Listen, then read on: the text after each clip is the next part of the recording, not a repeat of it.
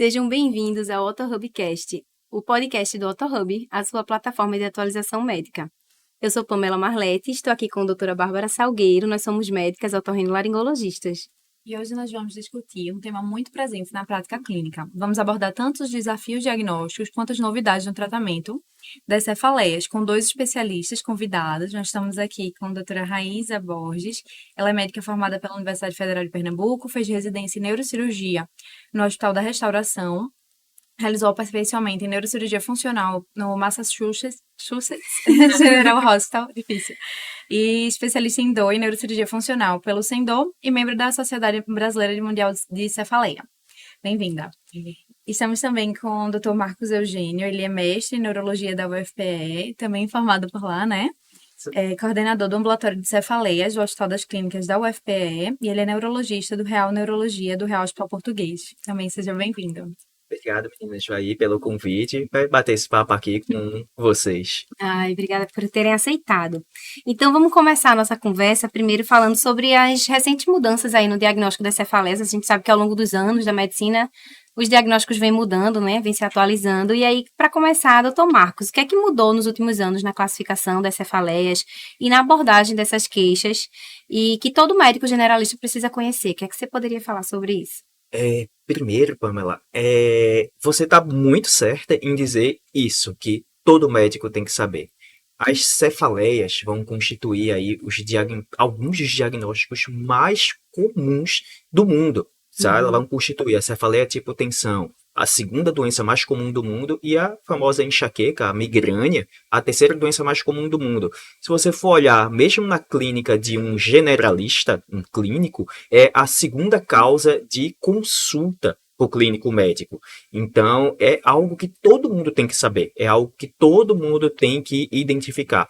E com isso, a Classificação Internacional de Cefaleias é um documento criado justamente pela International Headache Society para tentar padronizar esse diagnóstico. Porque eu só vou reconhecer aquilo que eu conhecer, né? Se eu souber diagnosticar bem, pelo menos aí, as minhas principais síndromes de dor de cabeça, eu vou conseguir identificar o que é típico e o que não é típico.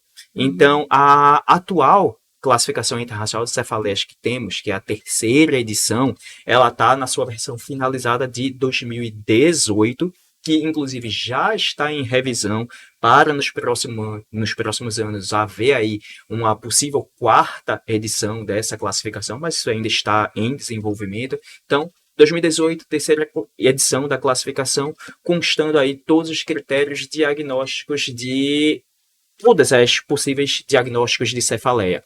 A gente até diz, essa classificação é para ela ser consultiva, ou seja, estou com dúvida, vou lá olhar. Mas se eu estou diante aí das doenças mais comuns do mundo, talvez valha a pena, pois não preciso decorar ipsiliteris, letrinha por letrinha que está lá, mas dá uma olhadinha ali nos critérios da classificação de cefaleia tipo tensão, de cefaleia tipo enxaqueca migrânia, saiba aquilo ali que você vai resolver a vida de muita gente. Nossa. Perfeito. Em relação à confusão, né, bem comum entre migrânia e sinusite, o que é que vocês costumam ver na prática clínica? Quais são os sinais que vão diferenciar? Quer falar isso? Tá. Bem, é bem comum a gente ter esse diagnóstico, essa confusão, tá? Agora, passando no meu consultório como neurologista, assim, o paciente com uma queixa de dor de cabeça, ele bem comumente vai chegar para mim já dizendo, olha, ninguém descobre o que eu tenho. Eu já fui no oftalmologista, não é à vista. Já fui no cardiologista, não é pressão. Eu fico só esperando. Quando é que vai chegar no especialista, no neurologista? Tá? Quando é que alguém vai dar a dica que essa cefaleia, na verdade, é uma cefaleia primária, ou seja, o que é uma cefaleia primária? Aquela que eu não tenho nenhuma doença subjacente, não tenho ali nenhum diagnóstico que vai justificar melhor aquela dor de cabeça. Então, é muito comum também a gente escutar isso. Eu tenho sinusite o tempo todo. Toda vez que eu tenho sinusite, eu tenho dor de cabeça. Aí tenho dor de cabeça todo dia. Aí não tá com sinusite todo dia há 3 meses? Como é que é isso? Então, não é incomum a gente escutar esse relato que vocês estão dando aí. Lembra, sinusite é um quadro infeccioso. Na maioria das vezes aí agudo. Então tem critérios diagnósticos. Vocês como otorrinos aí têm alterações ao exame físico, tem como diagnosticar a sinusite. Não existe uma cefaleia relacionada secundária à sinusite se eu não tenho o diagnóstico de sinusite em primeiro lugar. Então, eu, para dar esse diagnóstico, eu tenho que, primeiro de tudo, confirmar a minha sinusite. E somente aí, só depois disso, é que eu posso dizer, e essa dor de cabeça que eu estou tendo? Tem relação com a sinusite? Sim ou não? Porque ainda tem isso. Você pode ter uma infecção dos seios paranasais, uma sinusiopatia, seja ela qual for, e a dor de cabeça que você tem não tem nenhuma relação com aquilo. Para eu dar um diagnóstico de uma cefaleia secundária a uma patologia dos seios paranasais, a primeira coisa que eu tenho que ter é, além do diagnóstico, claro, da doença, agora, a segunda, então, uma relação temporal. Então, tem que haver uma relação temporal com o início do sintoma da patologia da rinocinusite e com a melhora do sintoma da rinocinusite também tem que ter uma melhora da dor de cabeça. Então, a cefaleia da sinusite aguda, ela existe? Existe. Ela é tão comum quanto a maioria das pessoas acham que é. Não, ela não é tão comum assim. E eu vou aqui. Inicio o tratamento aí com corticoide nasal, com oral, enfim, com antibiótico. O paciente vai melhorar a sinusite, vai melhorar a dor de cabeça junto. Tá? Enquanto que o paciente com uma enxaqueca ou qualquer cefaleia tipo tensão ou outro diagnóstico que piorou diante de um quadro sistêmico, diante de uma infecção, acabou tendo aí a sua dor de cabeça, ele vai resolver o quadro da doença inicial da rinocinusite ou da patologia de seios e vai continuar com a dor de cabeça porque não há uma relação direta entre um e outro. Joia. E uma coisa interessante que o Dr. Marcos falou primeiro, tem a diferenciação daquele paciente com uma dor aguda, de uma dor crônica, e inclusive o serviço médico que ele procura. A gente fala muito do atendimento em consultório, mas tem muito o atendimento na urgência também. Então, muitas vezes, uma coisa que o Marcos falou que é impressionante, que eu sempre digo é uma cefaleia secundária rinocinusite, mas não deu o diagnóstico de rinocinusite. Eu digo, é o básico para você pensar nisso. E aí, depois que você dá o diagnóstico, descarta, você vai para a cefaleia, para as características dessa cefaleia, se está relacionado. E se não está, você vai ver que características essa dor de cabeça tem e onde ela se encaixa, vamos dizer assim. Lembrando que as dores de cabeça a gente poderia dividir em primárias, secundárias, nas neuralgias, e aí se eu não tenho uma causa secundária, aí eu vou pensar nas primárias, e aí eu abro outro leque de diagnósticos diferenciais. Então, é bem importante, primeiro, ir muito mais para a área de vocês do que ir pensando só na dor de cabeça e esquecer desse diagnóstico junto. Até porque pode ter associação, né? O paciente da gente também com sinusite crônica, ele também pode ter uma cefaleia primária e que vai precisar de uma avaliação do neurologista, do neurocirurgião. Só uma complementação aqui, nesse tópico ainda falando de sinusites e dor de cabeça, quando o doutor Marcos estava falando, eu me lembrei que o paciente, ele adora dizer que ele tem sinusite, né? E assim, eu acho que um dos meus papéis como otorrino é desmistificar que você tem sinusite, você tá com sinusite, porque a maioria das sinusites, elas são agudas. Então, às vezes eu acabo dependendo do paciente dizendo assim, mas você não tem gripe, você está gripado, então você está com a sinusite. A gente vai tratar a sua sinusite, você vai se resolver, assim como a pneumonia, assim como a gripe, assim como a otite. E a minoria dos casos é que são uma sinusite crônica, que realmente você carrega aí uma mucosa inflamada que traz alguns sintomas, mas é a minoria dos quadros. Só para a gente também trazer, até porque às vezes até o próprio médico generalista, às vezes ele entende que o paciente que tem sinusite, ele tem sempre aquela mesma dor, aquele padrão recorrente. E não é verdade, né? E outra coisa que também é importante é que o paciente pode ter a rinocinusite e pode ter outra dor de cabeça. Sim. Então, primeiro, diagnosticar ou descartar a sinusite e depois ver se essa dor de cabeça é secundária ou se ela tem as outras características. Então, claro, aí a gente vai ter outras características, muitas vezes dor, a palpação dos seios associada, e aí a gente vai ver também as características dessa dor de cabeça para ver se ele não tem, por exemplo, outra dor, né? E isso é especialmente importante quando a gente pensa num paciente cirúrgico, porque a gente precisa alinhar a expectativa desse paciente com relação à melhora dessa dor de cabeça. Total. Que, assim, não é pouco frequente um paciente que espera melhorar de uma encaqueca operando os seios da face. Então, a gente tem que explicar bem isso e conversar e conversar. Eu até tenho uma paciente com caso, você está dizendo, foi exatamente isso. Ela estava se preparando para uma cirurgia E aí ela Uma dizendo... sinusectomia. Isso. E aí ela dizendo, vou melhorar da minha dor de cabeça, mas as características de dor de cabeça dela eram diferentes. Ela tem enxaqueca, uma dor lateral, pulsátil. Não estava... Ela tinha rinocinusite, mas a dor de cabeça não tinha correlação temporal. Sim. Porque também você pode ter uma rinocinusite, inclusive crônica, mas as dores de cabeça não tem correlação com aquele momento. Então, ela tinha 2 diagnósticos e eu explicando para ela, olha, você tem 2 doenças, você tem uma outra. Ótimo que você vai fazer o acompanhamento com o seu otorrino, vai tratar, mas não está relacionada à cura da sua outra doença, que é crônica, tá certo? Exato, Então, isso é claro muito que pode ser um fator importante. gatilho aqui, enfim. Então, é importante, às vezes, diagnosticar não só se é ou não, mas também se ele tem outro diagnóstico, como parece migrânia, né? Com certeza. Mas, Mas, assim, indo para outro extremo, quando é que a gente vai pensar em fazer exames mais detalhados para afastar alguma causa grave de cefaleia? Então, quando é aquele paciente que já chega... Então, como a Raíssa falou, existem grandes grupos de cefaleias, né? As cefaleias secundárias são aquelas justo que têm uma causa aí por trás, uma causa subjacente. Enquanto as cefaleias primárias, eu não tenho um diagnóstico preciso, digamos assim, como causa daquela dor de cabeça. Então, sabendo aí quais são as potenciais doenças, especialmente aquelas com maior gravidade, que eu teria aí que investigar para saber se aquela minha doença ela é primária ou secundária. Então, existe uma série de publicações, de tentativas de fazer assim, o médico lembrar do que aquilo é mais importante para identificar os meus sinais de alerta. Né? Um dos mais famosos é uma classificação que existe, que é um suposto mnemônico, vou chamar assim, né? Porque não tem como se decorar um negócio desse, que é o que se chama de Snoop 10. Né? Então, o que é o Snoop 10? Ele vai colocar aí algumas letras, né? O mnemônico é SNN, são 2 N's, OO, são 2 O's, e o P é P10, porque são 10 P's. ele ajudou a decorar. Para você decorar isso tudo... Precisa de um mnemônico para decorar o mnemônico. Só se for.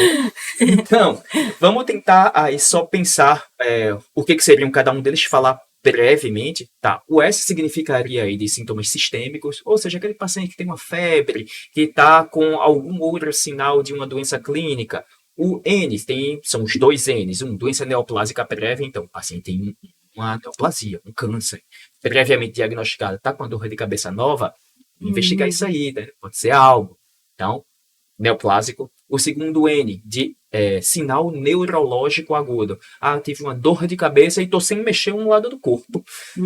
Gente, vamos investigar isso daí. Então, não precisa também ser tão dramático assim, né? Mas qualquer sintoma né? neurológico, qualquer sintoma neurológico aí eu tenho que investigar, né?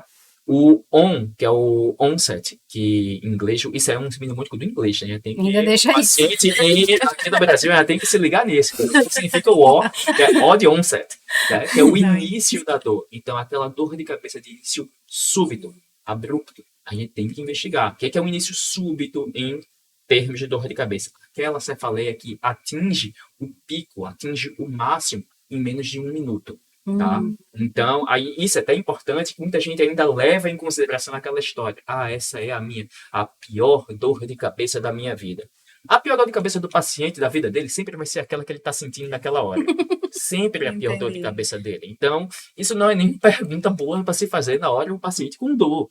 Então, a gente tem que ficar, olha, como é que foi essa dor de cabeça se instalou? Tá? Ela começou, como foi, de 0 a 100? Rapidamente, foi realmente, parece uma coisa que quebrou dentro da sua cabeça, foi algo realmente súbito. E a gente até tem cuidado com isso, que às vezes o paciente diz, sim, foi súbito. Aí você tem uma sacada e pergunta, depois ela foi piorando. Nossa, depois ela ficou muito pior. Depois de 2 horas, aí é que ela piorou mesmo. Então, isso não é uma dor de cabeça súbita, isso é uma cefaleia progressiva. Sim. Então, o paciente, você tem que conseguir extrair aquela informação do paciente. Mas, estamos aí, cefaleia súbita, tá? Então, estamos aí no segundo O. O segundo O é de older, tá? Paciente mais idoso, tá? Posso apanhar aqui, meu Deus do céu, a gente tá todos nós mais jovens aqui, mas o segundo O de older significa acima de 50 anos. Não estou dizendo que ninguém acima de 50 anos é idoso. Pessoas com chocado. Por favor. Tá? Mas uma cefaleia acima dos 50 anos, isso é uma questão epidemiológica. Geralmente, as cefaleias primárias vão iniciar até essa idade. Depois dessa idade, Curiosamente, a maior chance ainda ser uma cefaleia primária, mas aumenta a chance de eu ter uma cefaleia secundária, né? Então, consigo as primeiras letras acabar e vem aí os famosos 10 P's. Vamos ver se eu consigo lembrar. Talvez eu esqueça algum, né? Que é demais. Se quiser consultar, viu? Pregnancy de gravidez. Gravidez, paciente com que é patologia do sistema imune, né? Com imunodeficiência, como paciente com transplantado, que tem HIV descompensado. Se a pessoa foi precipitada pela tosse, por espirros. Que mais? Vamos ver, me ajuda aí, Raíssa. O que tem mais de peixe aí? Paciente com papiledema, que é um exame neurológico. Tem o edema papila bilateral. Tem mais algum P aí que você lembra? Vamos lá. Tem que juntar os dois para lembrar o que significa cada um dos P's do mnemônico, certo? Isso é mais em questão quando você vai dar uma aula para você lembrar. Prática. Mas na vida prática você tem que lembrar na sua anamnese de perguntar tudo o que é importante. Tem mudança de padrão. Um primeiro P, que é mudança de padrão, pattern. Tem também quando tem sintomas trigêmino autonômicos associados. O que quer ser isso? Lacrimejamento, obstrução nasal, que aí vem mais aí depois aí pra gente puxar aí pra questão da otorrina progressiva, uma dor de cabeça que está piorando ao longo do tempo. Então, tudo são sinais de alerta. E, inclusive, uma crítica até, por exemplo, a gente não usa no nosso dia os NAPDES, porque eu costumo dizer o seguinte: mnemônicos são para quem não são especialistas, porque não está incluso, por exemplo, na nossa anamnese, a gente não usa o SNUP-10, a gente usa as perguntas. Então, você tem que criar um mnemônico que seja para um não especialista, ou seja, ele tem que ser simples e aplicável. Então, não adianta você colocar uma coisa que tenha 15 perguntas para um não especialista, que ele não vai fazer, e o especialista, ele não vai usar porque ele vai perguntar na anamnese dele. Então, acaba sendo uma coisa assim, mais difícil e muito mais fácil, que é o que eu dou muito de dica. É muito mais fácil você relacionar, principalmente os peixes, a alterações sistêmicas. Então, não só que você vai perguntar ao paciente, mas sempre que ele tiver, por exemplo, se ele tem alteração hepática, ou seja, maior risco de sangramento, ele também vai entrar. Se ele tem alterações oncológicas ou imunológicas. Então, sempre pensar em outras alterações sistêmicas. E eu digo que isso é até um pouco mais fácil, principalmente para os outros especialistas, porque geralmente aquele paciente está lá no especialista por alguma outra razão também. Então, é justamente achar alguma alteração, vamos dizer assim, sistêmica, fora as alterações neurológicas que são. Então, para o não especialista é muito importante lembrar das neurológicas, mas de alteração sistêmica, entendeu? Principalmente papiledema, né? O médico lá da emergência, ele não vai ter um fundo de olho para fazer. Para você fazer o papiledema, primeiro você tem que aprender a fazer um fundo de olho, que não é algo. Primeiro tem o equipamento, né? Que não está disponível facilmente. E, assim, não é um exame fácil, né? Até no treinamento do residente de neurologia, demora para pegar, né? Não é um exame, a oftalmoscopia direta é difícil de fazer. Então, daqui você aprenda para todo mundo fazer. Então, para o nosso ouvinte, que seria um médico generalista, que está tentando aí pegar quais são as cefaleias que chamam a atenção dele para pedir algum tipo de exame, uma neuroimagem, que seja um tomo, uma avaliação do neurologista, ou até uma avaliação do neurologista, que a gente vai destacar, fora o SNUP, que deu para decorar alguma coisa, os PEIs seriam algum grau de doença sistêmica. Isso. Ou alterações de padrão daquela dor de cabeça. Talvez aí uma dica que fique lembra que eu falei a história dos critérios diagnósticos? Saiba identificar bem uma cefaleia primária, tá? Se aquela cefaleia preenche todos os critériozinhos bonitinho para uma cefaleia primária, tá? Fica mais fácil de... Isso aí você, poxa, tô diante de uma enxaqueca, tô diante de uma cefaleia tipo tensão. Então, fugiu alguma coisa. Tem alguns desses sinais de alerta mais importantes que a gente comentou, um doente mais complexo do ponto de vista para ser visto. Então, na verdade, acho que o que o Marcos falou é perfeito, que é muito o que eu digo que, por exemplo, na verdade, essas alterações sistêmicas, o que vai chamar atenção é que provavelmente o paciente, primeiro, já vai chegar dizendo para você, então, ele é um doente que tem uma alteração hepática importante, é um paciente que é imunossuprimido, ele vai chegar dizendo, você não vai ter que fazer esse interrogatório sintomatológico de todos os sistemas dele. Então, se ele tiver alguma alteração desses pontos, ele vai dizer. Então, o principal seria saber o diagnóstico das, eu diria, 3 principais primárias, então, cefaleia do tipo tensão, enxaqueca e trigêmino autonômicas, e saber essas características que Marcos disse em relação à dor. Pronto. E Se ele tiver alguma alteração sistêmica, provavelmente ele vai dizer. Porque, sendo bem realista, os 10 P's, você não vai investir. Ah, porque agora eu estou aqui na urgência, eu vou pedir aqui as enzimas hepáticas. Ah, porque eu vou ver, pesquisar uma imunodeficiência. Não, então, mas é comum, por exemplo, porque eu digo que o paciente referido estava na emergência, o paciente disse, não, sou transplantado hepático. Uma comorbidade que ele já carrega, né? Isso, ou ele tinha uma plaqueta de 30 mil, né? Então, por isso que essas alterações sistêmicas são uma coisa que o paciente vai dizer para você levar em consideração. Joia, perfeito. E só complementando, essa investigação inicial, a gente pensaria em pedir uma tomografia? Varia muito, tá? Mas minimamente uma tomografia para um momento inicial, especialmente no momento de urgência, que eu não tenho tanto recurso diagnóstico assim, uma tomografia cobre uma boa parte dos diagnósticos diferenciais. Mas, algumas vezes, a gente vai precisar de outros exames. Exemplos, uma ressonância com angiorressonância. Às vezes, eu preciso de uma punção lombar para avaliação do LCR, para fazer uma manometria, para saber se esse paciente está com hipertensão intracraniana. Então, existem outras ferramentas diagnósticas além da tomografia. Mas, talvez, no momento de emergência, uma tomografia inicial já me ajuda bastante. Claro que aí lembrar sempre, não resolve tudo, tá? Então, se você, inclusive, está precisando ir além, né? Vamos, aí, talvez seja o momento de encaminhar para o especialista. Inclusive, a tomo estando normal e você com a suspeita de que algo está errado, fica aí a dica de que não acaba aí, né? A investigação. Então, tá na hora já de passar para um especialista aí, né? Eu acho que aí, dividindo normalmente nas duas vertentes, um paciente de urgência e dois paciente crônico, paciente consultório. Primeiro, eu acho que, como eu disse, acho que o clínico generalista, ele tem condições de conduzir as principais dores de cabeça primárias. A gente tem mais de 360 milhões de pessoas com dor de cabeça primária. Então, ele pode ter condições, se ele tiver realmente conhecimento dos critérios diagnósticos. E uma coisa que eu digo até para o próprio paciente, os critérios diagnósticos, para quem não conhece a classificação internacional de dor de cabeça, ela ajuda tanto ao médico generalista que ela tem que ser consultiva e as principais estarem realmente na sua cabeça. Eu digo assim para o paciente, olha, quando você me diz as características da sua dor de cabeça, é como se você estivesse me descrevendo uma pessoa. Então, ou você me descreve uma pessoa que é alta, loira, de olhos claros, ou então, e aí eu chamo ela de enxaqueca, ou então você descreve uma pessoa que é baixinha, gordinha, então, com as características da dor. E aí, a gente está falando aqui por cima, mas, por exemplo, se eu estou falando da enxaqueca, então eu estou falando da característica, geralmente a dor de cabeça pulsátil, é unilateral, eu tenho a luz incomoda, o som incomoda, eu tenho náusea, vômitos. Então, já se eu tenho uma cefaleia tipo tensão, eu tenho uma dor de cabeça diferente, geralmente tem aperto bilateral. Entende como são diferentes da dor? Então, não é só, eu acho que o generalista, a primeira coisa que ele tem que entender é que não é só dor de cabeça. Pronto, cheguei com dor de cabeça, agora eu vou ver os sinais. Não, como é essa dor?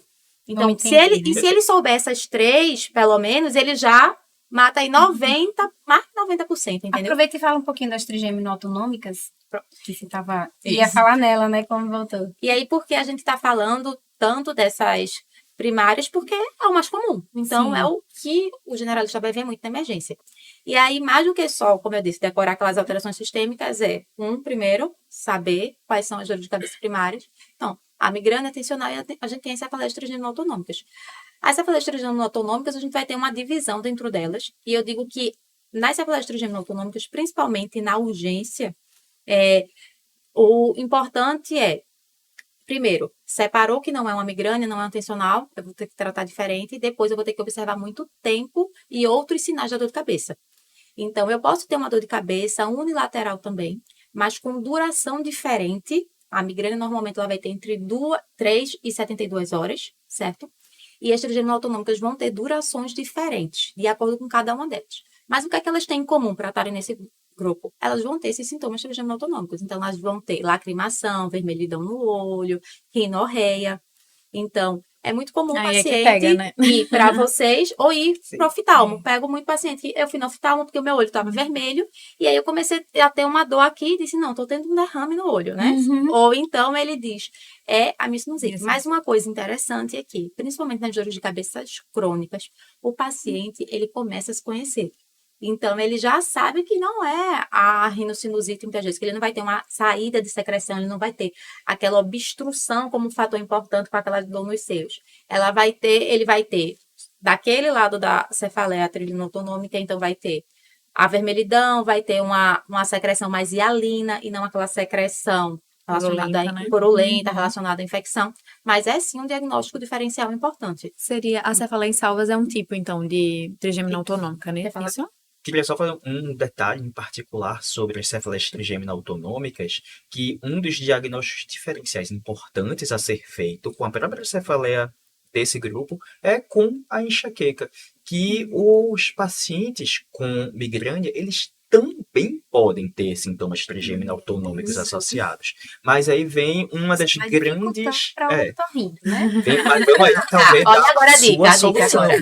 Porque as cefaleias trigêmina autonômicas, como grupo em particular, elas têm quase que em sua totalidade uma característica grande, a unilateralidade. Essa é a Então, grande sacada para os vocês. sintomas trigêmino perfeito. autonômicos e a dor são do mesmo lado. Então, é aquele paciente que vai estar a cefaleia em salva, que é o protótipo, digamos assim, das cefaleias trigêmina autonômicas, elas vão acontecer uma dor muito forte, que vai ter o paciente, deixa até o paciente agitado, e que vai ter os sintomas trigêmina autonômicos unilaterais e ipsilaterais, do mesmo lado da dor do paciente. Então, o paciente, e não é aquele lacrimejamento de ficar com o olho marejado, não. Escorre a lágrima. Lágrima, né? Isso. Isso, É falando com você, lacrimejamento. Então, você pode ver até alteração pupilar no paciente, vermelhidão ocular, tá? Alteração de sudorese do mesmo lado, e a obstrução nasal, que quando a gente vê, é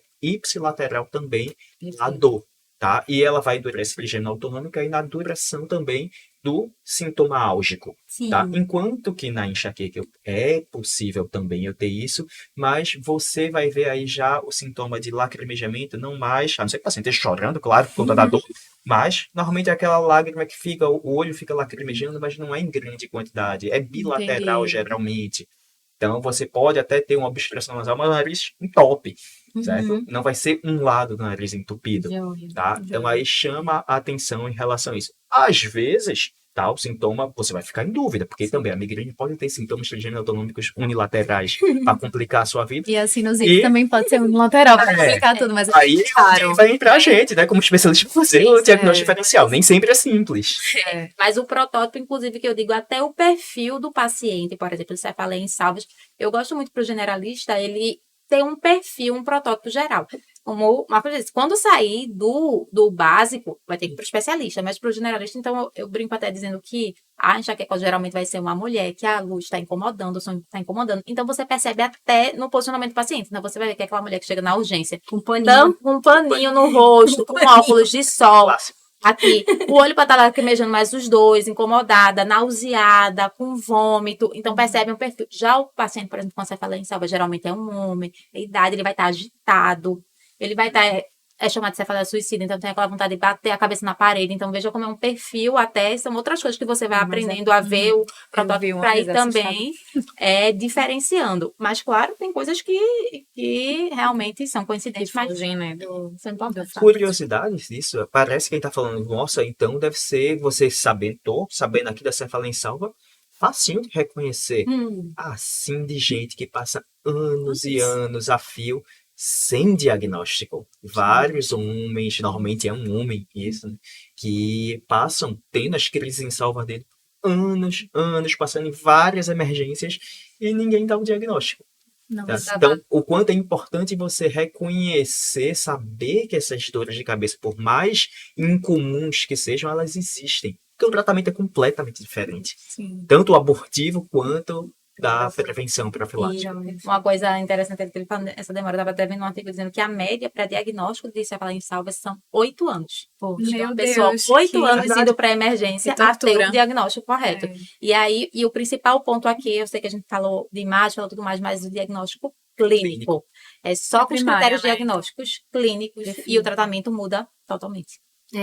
A gente trouxe aqui as imagens para falar sobre os sinais de alerta, né, que poderiam trazer a necessidade de uma imagem. E aí, só retomando esse bloco, antes de a gente passar para o próximo, eu queria aproveitar aqui a nossa neurocirurgiã. O que é que você acha que pode agregar aí alguma história que possa fazer com que os médicos generalistas alertem para o risco neurocirúrgico de uma dor de cabeça? O que é que a gente precisaria estar atenta? Eu sempre digo que toda dor, ela não precisa de imagem, mas ela precisa ser ouvida. Então, a primeira coisa é escutar o paciente para entender e dar o diagnóstico. Então, caracterizar essa dor. Para depois a gente pensar se vou precisar de um exame de imagem. E aí, muita gente fica muito preocupada, inclusive, com, eu quero saber como é um tumor, como é um aneurisma. E eu digo que essa diferenciação, às vezes, é importante para o médico generalista, que é o que define quando ele está lá no interior e atende um paciente com dor de cabeça e vai transferir ele para cá ou não. Ele pensa, olha, esse paciente está com uma dor de cabeça.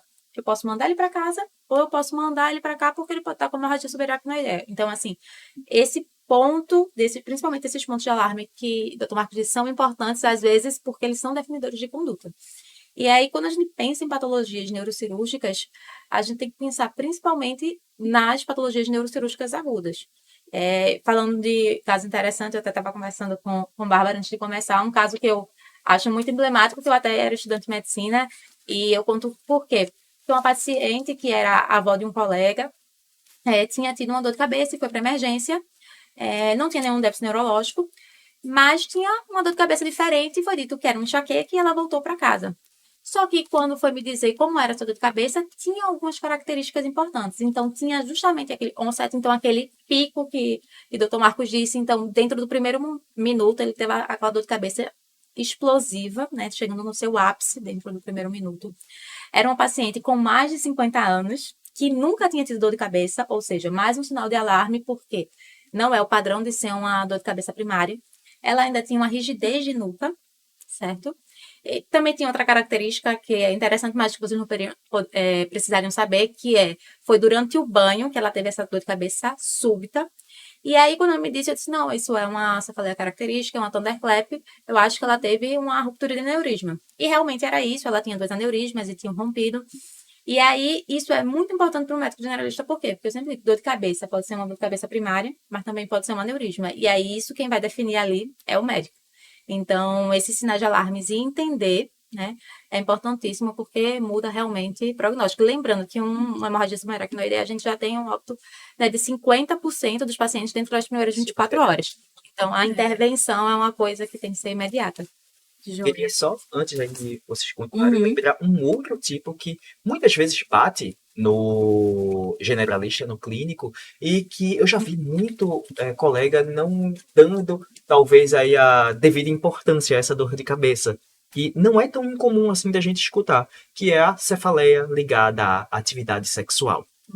Então, é uma cefaleia que demanda investigação. É uma cefaleia potencialmente primária, inclusive.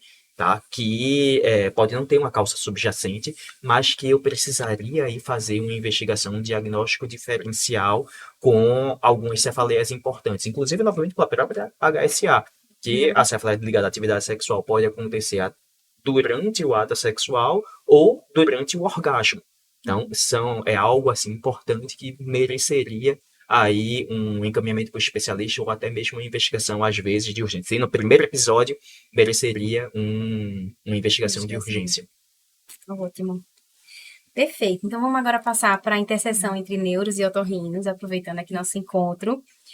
No dia a dia, a gente sabe que muitos pacientes chegam rotulados, né, com sinusite, mas que nem sempre isso é o correto. Em que momento a gente precisaria diferenciar essa sinusite de uma cefaleia migranosa, né? Digamos assim, com sintomas autonômicos. A gente já falou um pouco sobre isso, né? Mas para não ficar repetitivo, alguém gostaria de complementar alguma coisa?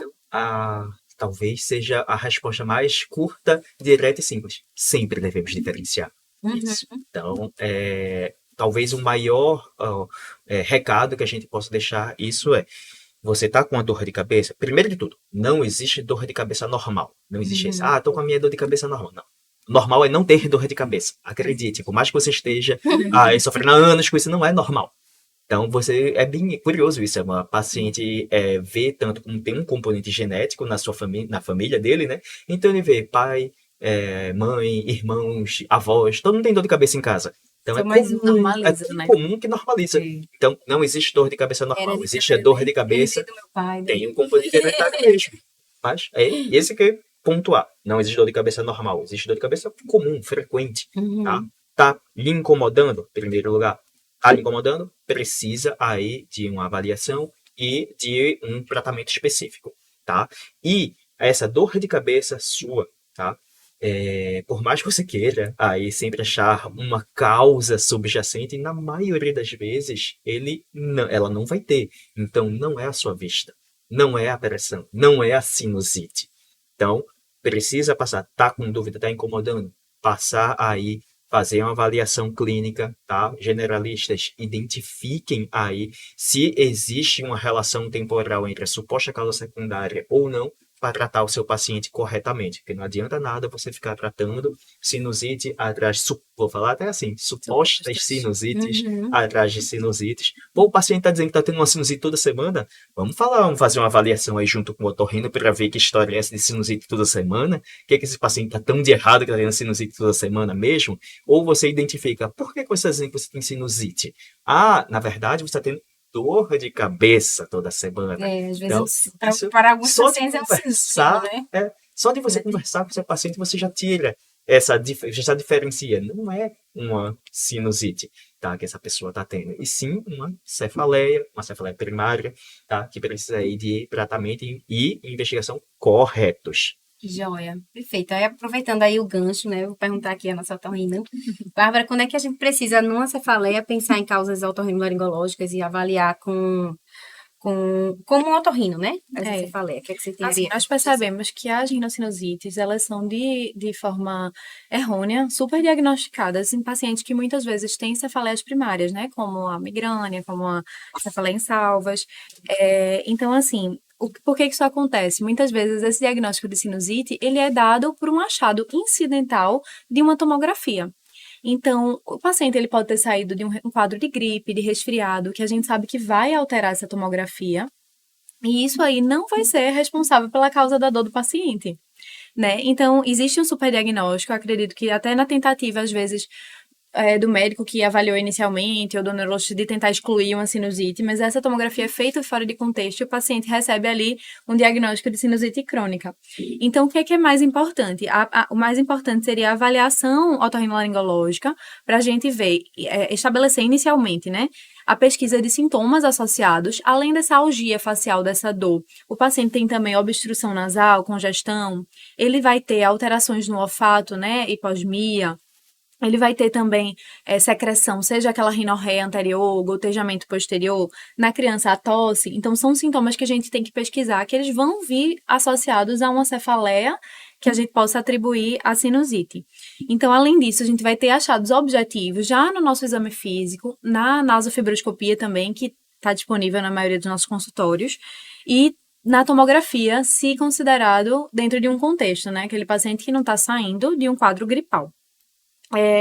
Além disso, a gente pode ter ainda a cefaleia rinogênica por ponto de contato, que essa é mais rara e mais controversa, que aí seriam gatilhos trigeminais provocados ou por um esporão septal ou por uma concha média bolhosa, que é uma alteração anatômica nasal, em contato ali com a parede lateral do nariz. Então, alguns pacientes eles vão descrever uma sensação de dor, que ela é ipsilateral a esse ponto de contato, que ele vai estar bem descrito lá em nasofibroscopia, em tomografia, e que melhora com o tratamento.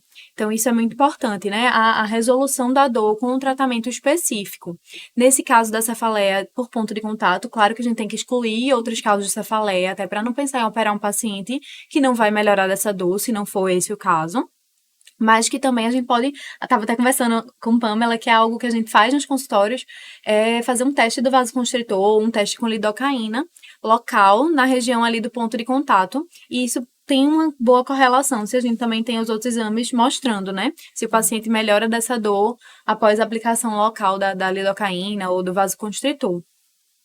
Além disso, o tratamento, de uma forma geral, ele vai fazer parte, né, do tratamento da cefaleia. O tratamento da sinusite vai fazer parte do tratamento dessa algia facial. Então, vai focar especialmente em diminuir o edema e a compressão mucosa, né, e pode passar ou não por um tratamento cirúrgico, principalmente naqueles pacientes refratários ao tratamento clínico, tá? Então, só resumindo, a cefaleia secundária associada à rinocinusite, ela precisa ter uma relação temporal, né, entre a dor e os sintomas do paciente.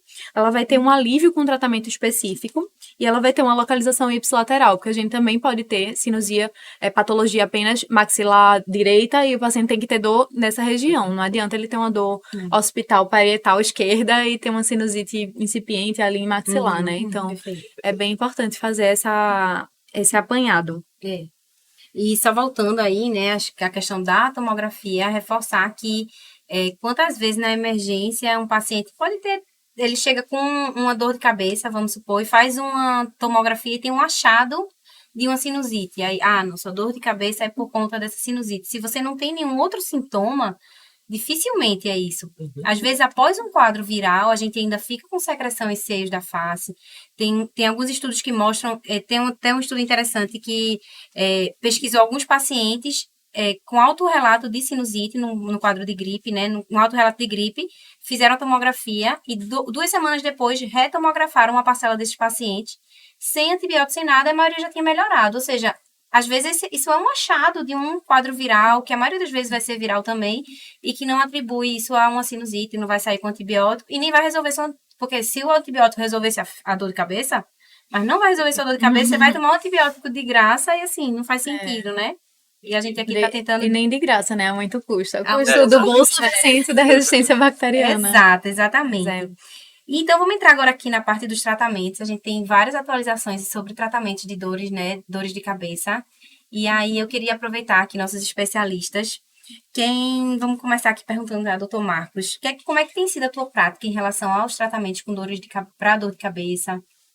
O uso dos anticorpos monoclonais tem espaço? Já é uma realidade? Qual é a tua experiência sobre isso?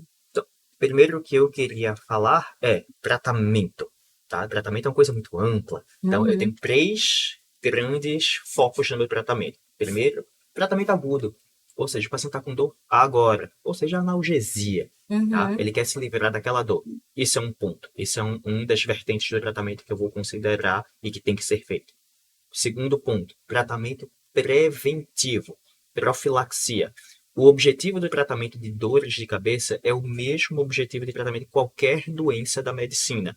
Infelizmente, enxaqueca não tem cura, cefaleia insalva não tem cura, não tem cura, tá? Assim como a grande maioria das doenças, a medicina não é sobre cura na grande maioria das vezes, sim sobre controle, melhora de qualidade de vida. E isso com um tratamento preventivo, usando aquela medicaçãozinha todo dia, ou dependendo de como for a posologia da medicação que a gente prescrever, mas enfim, fazer o tratamento preventivo para que a dor de cabeça não venha e você não necessite fazer aquele tratamento agudo que estava fazendo tão frequentemente. E talvez o mais difícil de todos e que na maioria das vezes a gente não dá tanta importância quanto deveria, que é o tratamento não farmacológico. Tá? Que são as mudanças de estilo de vida que você precisa fazer, afastar-se dos gatilhos daquela sua dor de cabeça que você identifica. Então, essa é uma parte importantíssima. Regular sono, fazer exercícios. Tá? Que vai salvar metade dos nossos problemas de saúde, né? Exatamente. Faz parte do tratamento. Roda e volta para isso. Esses são tratamentos que você faz que não envolvem medicamentos, só isso, mas é tratamento também, certo? A parte mais fácil de qualquer tratamento sempre é tomar o comprimido, tá? Essa última parte aqui sempre é a parte mais difícil, que demanda muita energia cronicamente.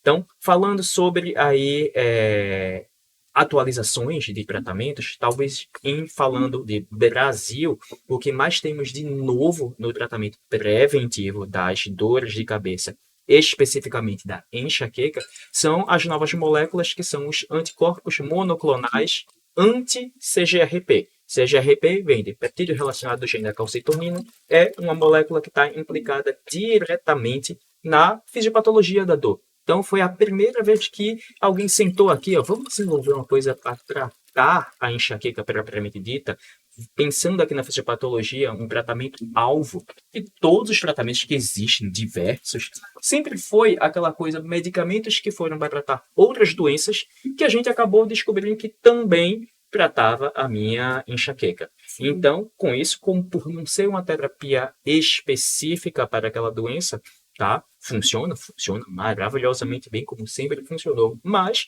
existe aí um potencial maior de ter efeitos colaterais. Então, eu não tenho nenhum estudo demonstrando superioridade de um tratamento em relação ao outro. O que nós temos são níveis de indicação para todas essas medicações. Então, medicações de primeira linha de tratamento, os anticorpos monoclonais novos já estão lá, mas continuamos com os mesmos medicamentos tradicionais. propranolol, antidepressivos tricíclicos, topiramato, valproato. Então, eles continuam como primeira linha de tratamento preventivo de enxaqueca. Os anticorpos monoclonais têm tido cada vez mais espaço nesse tratamento, certo? Em especial pacientes que têm aí uma refratariedade a outros tratamentos prévios. Isso já foi estudado. Pacientes que são refratários aos tratamentos prévios podem responder aos anticorpos monoclonais. E mesmo aqueles pacientes que nunca utilizaram o tratamento prévio podem ser candidatos também, tá? A grande questão aqui sempre é individualizar. Tudo na medicina, né? Não existe receita de bolo que vai servir para todo mundo. Então, individualize seu tratamento. Tente identificar no seu paciente quais são as comorbidades que ele tem, quais são os fatores de cronificação que esse paciente tem da dor de cabeça, para que eu consiga fazer o tratamento como um todo. Tá? Não adianta eu querer colocar um anticorpo monoclonal caríssimo, ótimo, super eficaz, numa paciente que tem aí uma depressão que não está tratada. Então, se eu não fizer esse tratamento desse fator de cronificação, não vai dar certo o meu tratamento. Então, o tratamento tem que ser individualizado, todas as comorbidades do paciente pesadas, certo? Para você poder escolher qual vai ser o melhor tratamento. Então, hoje no Brasil, temos aí anticorpos monoclonais disponíveis. Maior limitante talvez seja, infelizmente, a questão do custo. O custo ainda é elevado. Tem novas coisas para chegarem? Tem. Existem moléculas aí que já estão sendo utilizadas no exterior, e especialmente os gepants já estão sendo utilizados, tá? Que são moléculas pequenas que agem na mesma via do CGRP. Algumas delas já estão em processo de aprovação na Anvisa, tá? Ainda, obviamente, isso aí não temos previsão, tá? Mas a expectativa é que seja para próximo termos aí mais opções terapêuticas ainda disponíveis no nosso mercado brasileiro. O custo seria mais ou menos de quanto?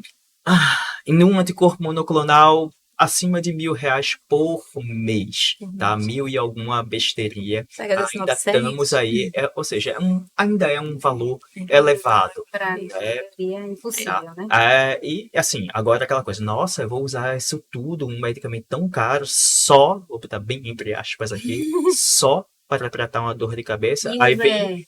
um uso crônico, não é eterno, isso é importante. Controla, fica bom. É importante pontuar para qualquer tratamento de enxaqueca, tá?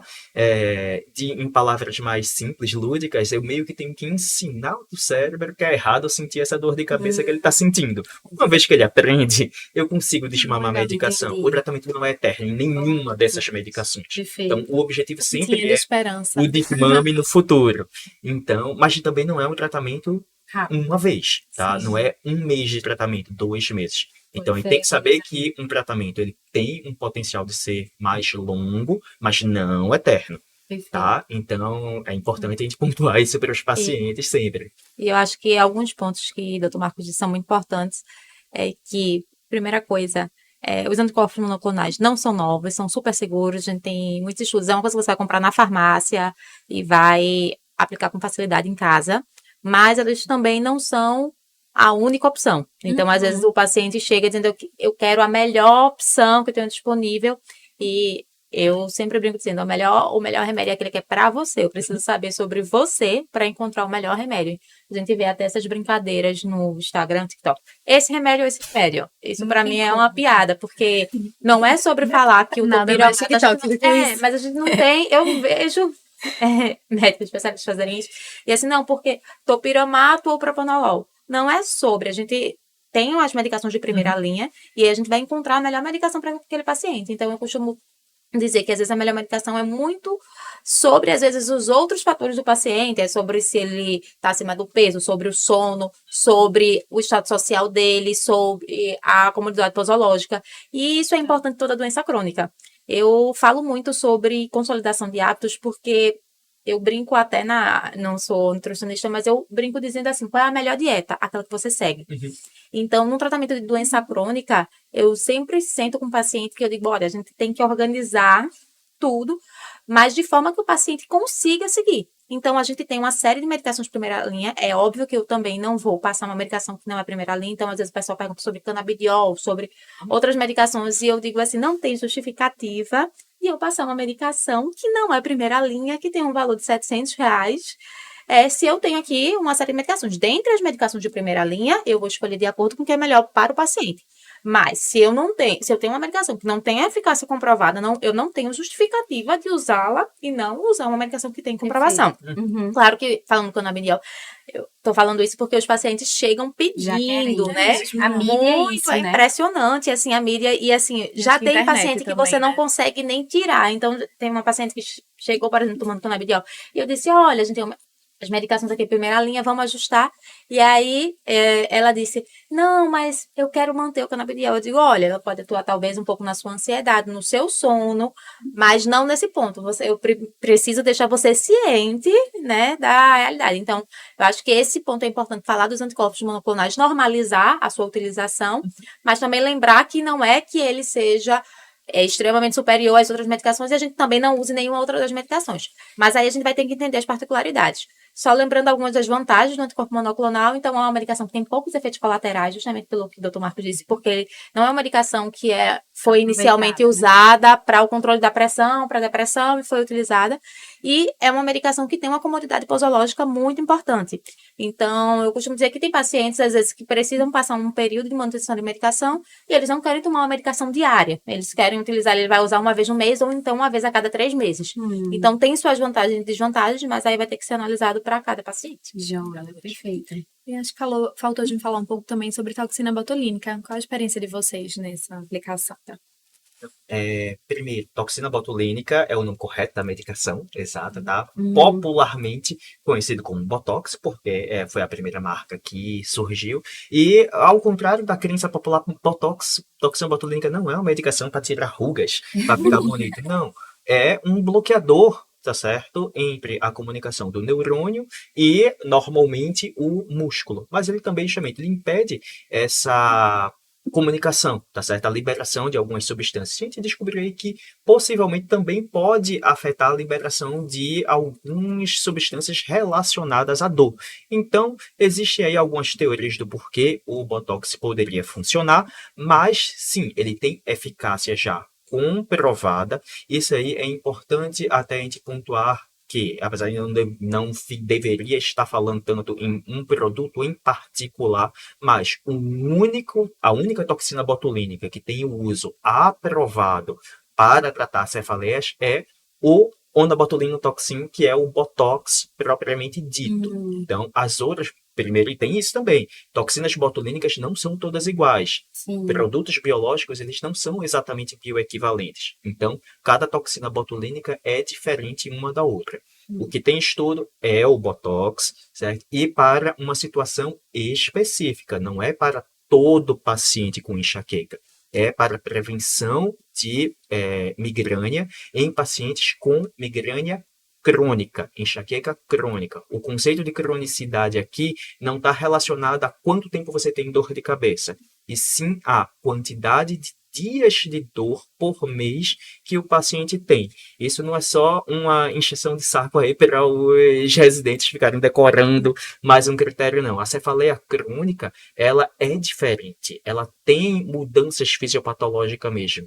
Então, a partir de um momento, esse número claramente é arbitrário, né? Eu dizer que a partir de 15 dias de dor por mês nos últimos 3 meses, é arbitrário. Mas o que eu estou querendo dizer com isso?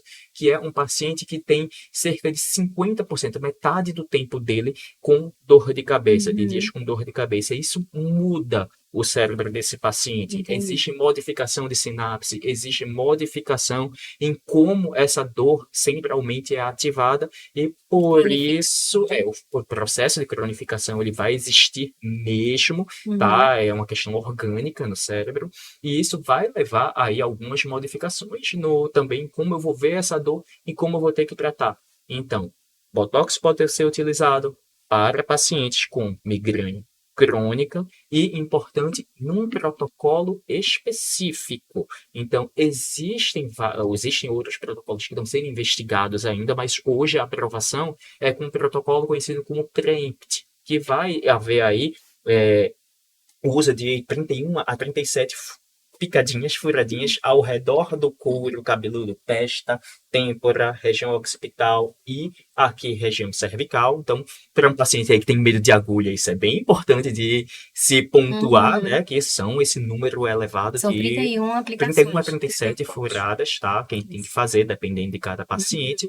E também é um tratamento de alto custo, né? O Sim. Botox não é barato. Sim. Eu preciso E vocês minimamente fazem aí de um de 3 em 3 frasco de meses.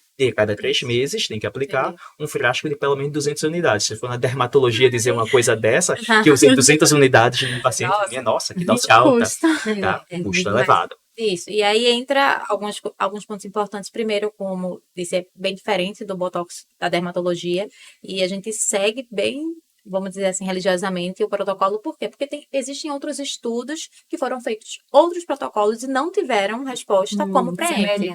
Então, é por isso que a gente realmente aplica pelo menos esses 31 pontos, porque se a gente já teve estudos aplicando toxina botulínica de outras formas e não tiveram resultado, a gente vai usar o que realmente teve comprovação científica.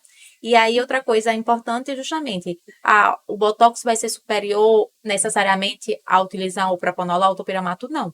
Vai ser encontrado dentro do melhor para aquele paciente. Aí entra outras vantagens e desvantagens. Às vezes vai ter o paciente, teve efeito colateral com topiramato, tem asma, não pode usar o propanolol, ou ele quer a comodidade posológica, nossa, eu só vou aplicar a cada 3 meses. Eu aplico aqui a cada 3 meses, eu tenho a indicação e eu prefiro pela comodidade posológica, já tive os efeitos colaterais. Então, tudo isso, por isso que eu digo, não existe receita. Você chegou e eu vou passar a mesma medicação para todo mundo. Não existe isso, vai ter que encontrar o melhor para cada um. Só para a gente finalizar esse bloco bem rapidinho, existe papel para neuromodulação nos casos refratários? Tu tem alguma experiência para compartilhar com a gente, doutora Raíssa? Conta aí pra gente. Então, primeira coisa, o tratamento da dor de cabeça, e falando aí da migrânia crônica, ele tem que ser pautado nas diferentes fases, como o doutor Marcos disse. Mas eu digo que, primeira coisa, quando o paciente chega para mim, eu explico, por exemplo, você tem uma doença crônica. Mas não é porque você tem uma doença crônica que é normal sentir dor todos os dias. Então, o mais comum chegar para o especialista, chegar para mim mesmo, são as cefaleias refratárias. Então, eu digo, você tem uma doença crônica, imagina que eu tenho enxaqueca, tenho uma questão de hereditariedade, mas eu vivo minha vida normal. Se eu tiver algum fator gatilho que eu identifiquei, eu posso ter uma crise no mês, mas eu já sei a medicação abortiva que eu vou tomar. Eu tomo a medicação abortiva, eu vou melhorar e viver minha vida. É assim que tem que ser a vida de um paciente que tem uma doença crônica, com ela controlada. Se foi necessário fazer o tratamento profilático por um tempo, foi feito e assim viver. Mas quando a gente entra na nossa realidade, não é isso que a gente vê. Muitas vezes o que é o comum é aquele paciente que começou a sentir dor, e eu digo que dor é um alarme. Ponto. Não importa se porque antigamente chamavam as cefaleias primárias, são as cefaleias benignas. Se você sente dor todos os dias, você não pode chamar isso de benigna. Diga isso para uma pessoa que está na emergência com enxaqueca, quer lhe matar. Não, sua dor de cabeça é benigna. Então, a primeira coisa é excluir esse termo benigna, que dor é sempre um alarme. E eu costumo dizer para o paciente que ele pode ser um alarme para uma doença secundária, mas ele também pode ser um alarme que a gente precisa mudar os hábitos, as condições, porque tem alguma coisa errada. Por mais que a gente vai fazer uma sensibilização, que a gente vai tratar, eu sempre digo, a gente precisa entender como foi que isso chegou nesse nível. Que o mais comum é que eu tenho uma paciente que tinha, por exemplo, uma migrânia crônica, já tinha iniciado aí após a menstruação, jovem, e aí chegou a um ponto de que ela começou a ter dor de cabeça todos os dias. E aí começa a impactar na qualidade de vida, ela começa a fazer o quê? Tomar analgésico todo dia. Então, em vez de alarme, eu sempre digo, se o alarme está tocando, você não tem que ir lá e desligar o alarme só.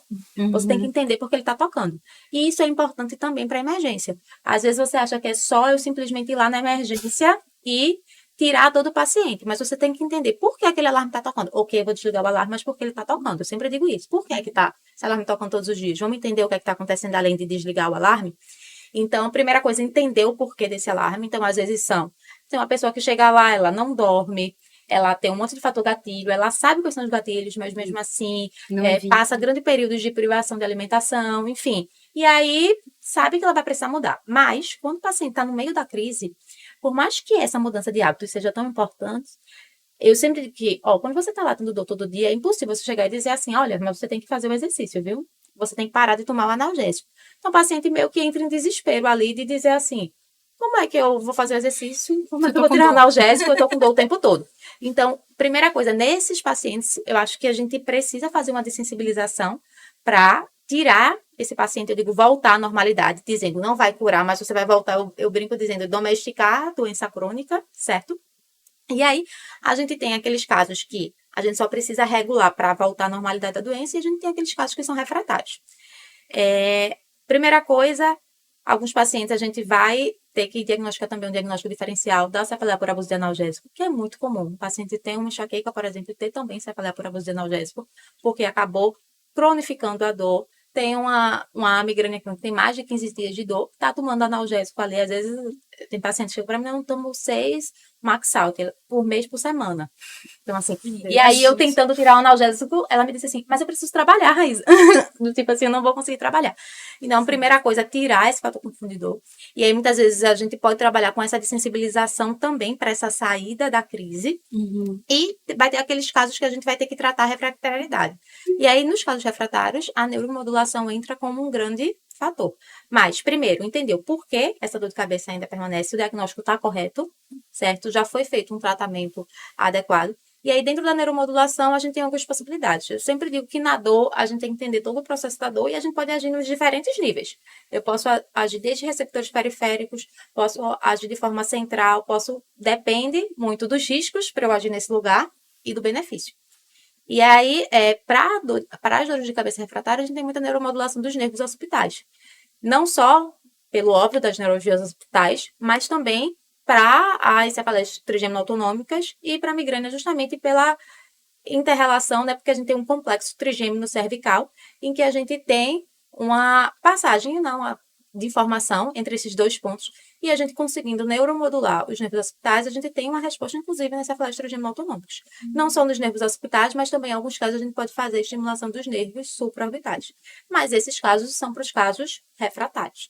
Isso pensando em neuromodulação elétrica, né?